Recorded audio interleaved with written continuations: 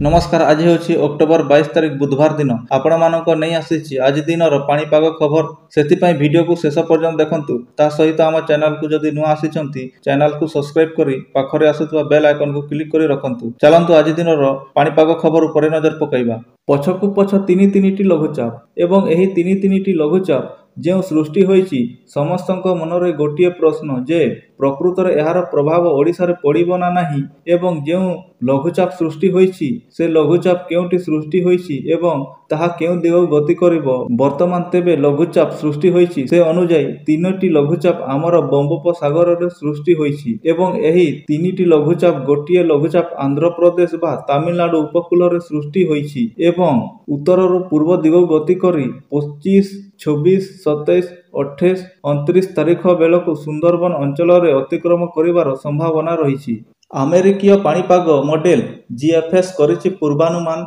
25 तारीख रे दक्षिण अंडमान सागर रे सृष्टि हेबो लघुचाप आउ लघुचाप घनीभूत होई उत्तर पश्चिम दिगरे गति करिवो 29 तारीख बेलू यह स्थलभाग अतिक्रम करिवो बात्या रूप में सुंदरबन पाखरे स्थलभाग अतिक्रम करिवो तेबे सेतेबेले तीव्रता केते रहिबो से संक्रांत रे पूर्वानुमान सुधा आकलन करा जाय नहीं। अमेरिका पाणीपाग मॉडेल जीएफएस पूर्वानुमान करिछि एवं जीएफएस पूर्वानुमान अनुसार 29 तारीख बेलू एक बात्या स्थलभाग अतिक्रम करिवो लघुचाप घनीभूत होई उत्तर पश्चिम दिगरे गति करिवो एवं परे 29 तारीख बेलू यह स्थलभाग अतिक्रम करिवो। जीएफएस पूर्वानुमान करिछि जे बात्या रूप में यह सुंदरबन पाखरे स्थलभाग अतिक्रम करिपारे सेतेबेले यार तीव्रता कौन रहिबो से संक्रांत रे वर्तमान आकलन करा जाय नहीं किंतु जीएफएस एक कथा कहूछि जे बात्यार रूप में सुंदरबन पाखरे स्थलभाग अतिक्रम करिपारे। साधारणतः अक्टोबर मासरे आमे देखिछे जे